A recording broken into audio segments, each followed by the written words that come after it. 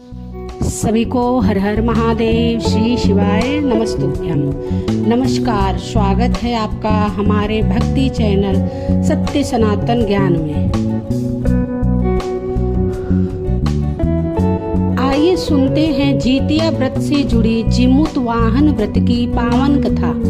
मान्यता के अनुसार जीवित पुत्रिका व्रत की शुरुआत द्वापर युग के अंत और कलयुग की शुरुआत के समय हुई थी, जब स्त्रियों में यह चिंता बढ़ी कि कलयुग में संतान का जीवन संकट में रहेगा, तो वे गौतम ऋषि के पास समाधान पूछने गए। गौतम जी ने उन्हें एक प्राचीन कथा सुनाई।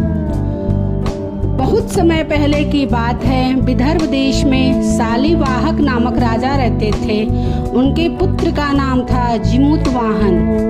वह बचपन से ही दयालु, सत्यप्रिय और धर्मनिष्ठ थे। बड़े होने पर जीमूत वाहन ने राज्य का मोह त्याग दिया और अपनी माता के साथ वन में रहने लगे।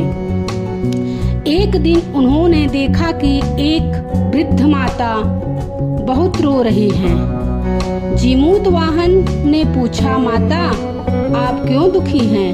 वृद्धा बोली, मैं नागवंश से हूँ। प्रतिदिन गरुड़ पक्षी को भोजन के लिए एक नाग देना पड़ता है। आज मेरे इकलौते पुत्र की बारी है, इसलिए मैं विलाप कर रही हूँ। जीमूत वाहन की करुणा। जीमूत वाहन का हृदय करुणा से भर गया। उन्होंने कहा, हे माता, आप चिंता मत कीजिए। आपके पुत्र की जगह मैं स्वयं गरुड़ को भोजन के लिए जाऊंगा। माता ने बहुत मना किया, बेटा यह असंभव है, गरुड़ तुम्हें भी नहीं छोड़ेगा।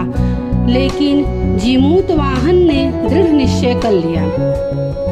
समय आने पर गरुड़ पक्षी वहां आया।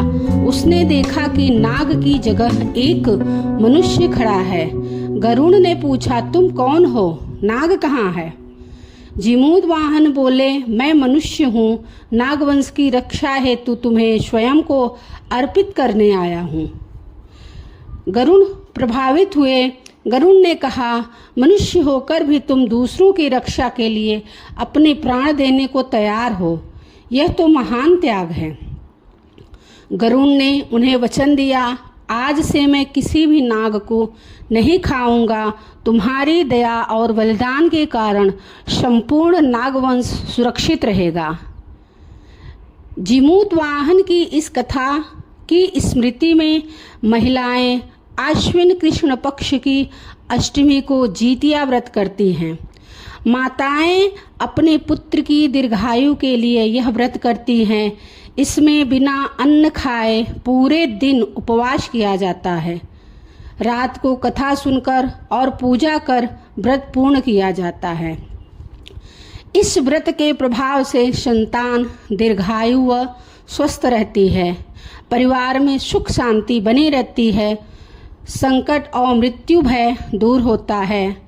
घर में समृद्धि और मंगल रहता है।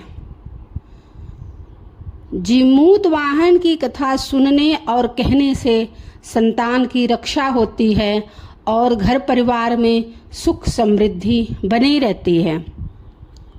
सभी को हर हर महादेव। जीतिया व्रत की सभी माताओं और बहनों को हार्दिक शुभकामनाएं। श्री शिवाय नमस्तुभ्यम।